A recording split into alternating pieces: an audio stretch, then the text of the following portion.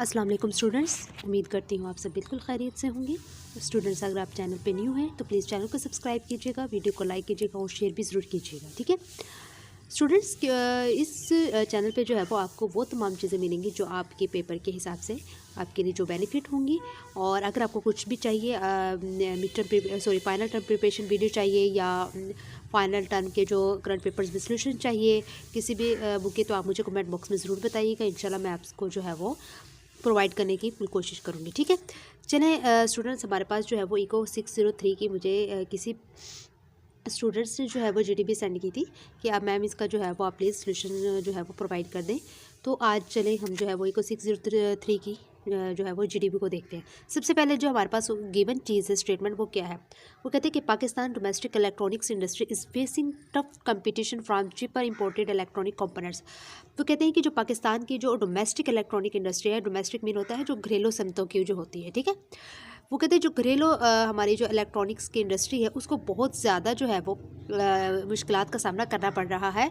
किस वजह से? चीपर इंपोर्टेड इलेक्ट्रॉनिक कंपोनेंट्स, जो चीपर जो है ना इंपोर्टेड इलेक्ट्रॉनिक कंपोनेंट्स, उनकी वजह से। तो चीपर बोलते हैं स्टूडेंट्स सस्ते, और जो कि जो है वो इतने ख़ास इंपॉर्टेंट नहीं होते और वो ज़्यादा देर तक नहीं चलते, ठीक है। This has caused local business to lose profits and many workers to lose their jobs. वो कहते हैं कि जो इस वजह से लोकल बिजनेस के जो का जो प्रॉफिट है वो भी जो है वो गिर रहा है, और बहुत सारे वर्कर्स जो है वो अपनी जॉब से जो है वो हाथ धो बैठे हैं। टू एड्रेस दिस इशूज़, इस इशूज़ की वजह से कि government plans to restrict importance of this components and support local production.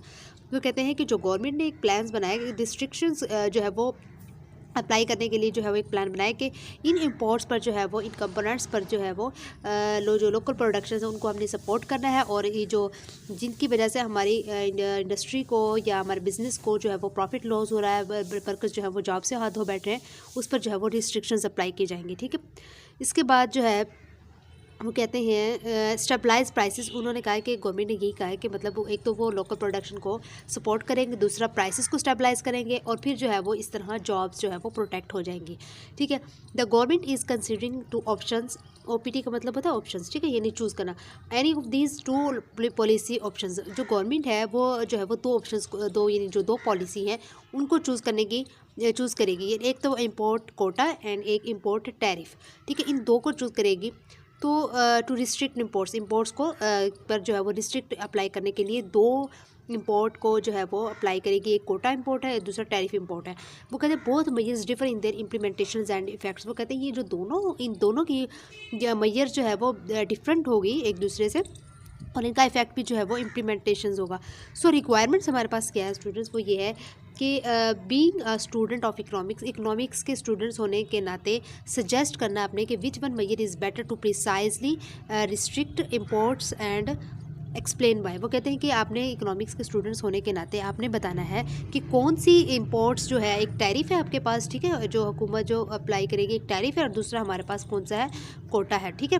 तो इन दोनों में से कौन सी जो है हमारे पास बेटर रहेगी, और उसको एक्सप्लेन भी करना है कि वाई, वजह भी बतानी है। चलिए अब हम जो है वो स्टूडेंट्स सोल्यूशन की तरफ आ जाते हैं। To restrict imports of electronic components and support local production, जो ये इम्पोर्ट्स जो है वो electronic components support local production के लिए जो रिस्ट्रिक्ट की जाएगी, वो कौन सी। वो कहते हैं, अब देखिए आपके पास आ जाता है कि I recommend implementing an import tariff is instead of an import quota. तो वो कहते हैं कि मतलब हमने खुद बताना ना, कि वो स्टूडेंट से पूछ रहे हैं कि आपने बताना है कि भी आप इसके हवाले से भी क्या तजवीज़ पेश करेंगे।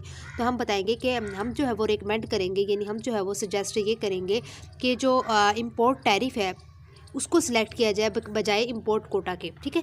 यानी इंपोर्ट टैरिफ को हम जो है वो सिलेक्ट करेंगे। Here are some keys points to consider, और इसको क्यों करेंगे, इसके कुछ पॉइंट्स हमारे पास गिवन है जो हम यहाँ पे डिस्कस करेंगे किस वजह से हम ये इंपोर्ट टैरिफ को सिलेक्ट करें। जैसे स्टूडेंट्स, हमारे पास जो पहला पॉइंट है वो है रिवेन्यू जनरेशन।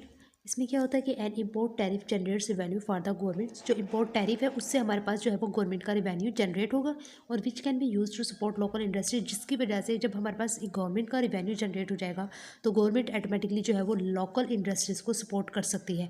जो गवर्नमेंट का रिवेन्यू जनरेट होगा तो गवर्नमेंट उस जनरेट हुए रिवेन्यू को जो है वो सपोर्ट करेगी लोकल इंडस्ट्रीज़ को, ठीक है, उसके ज़रिए। इसके बाद दूसरा हमारे पास आ जाता है प्राइस मैकेनिज्म, यानी जो प्राइसेस का जो मेथड है वो क्या है, an import tariff allows the price mechanism to work.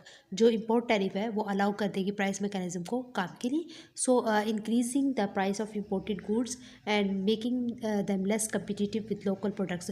तो इस तरह जो है वो हमारे पास इम्पोर्टेड गुड्स जो है उनकी प्राइस क्या हो जाएगी, इंक्रीज़ हो जाएगी, और इस तरह हमारे पास जो लोकल प्रोडक्ट्स का जो कम्पिटिटिव है वो लेस हो जाएगा। ठीक हो गया। इसके बाद जो है वो स्टूडेंट्स हमारे पास आ जाता है एफिशिएंसी। एफिशिएंसी में क्या होता है हमारे पास, an import tariff is a more efficient way to restrict imports as it reduces import without eliminating them, maintaining competition and innovation in the industry. इससे जो है वो हमारे पास इंपोर्ट्स की जो रिस्ट्रिक्शंस है क्या हो जाएंगी, एफिशिएंट हो जाएंगी, मोर एफिशिएंट हो जाएंगी, और जिससे जो है वो हमारे पास इंपोर्ट्स रिड्यूस हो जाएगा बगैर किसी एलिमिनेटिंग के। ठीक हो गया। और इसकी जो कंपटीशंस जो है वो मेंटेन हो जाएगी, और जो हमारे पास इंडस्ट्री की इनोवेशंस है वो भी मेंटेन हो जाएगी। ठीक हो गया। इसके बाद आपने क्या करना है, एडमिनिस्ट्रेटिव सिंप्लिसिटी। ठीक है। इसमें आपका क्या आ जाता है कि an import tariff is easier to administer than an import quota. जो ये टैरिफ है ये बहुत ज़्यादा ईजी होता है बनिस्बत इम्पोर्ट कोटा के, so which requires allocating quota to importers. ठीक हो गया। इसके बाद आप WTO जो है वो an import tariff is generally considered to be more WTO compliant than an import quota, as it does not restrict the quantity of imports, but rather increases the price of imported goods।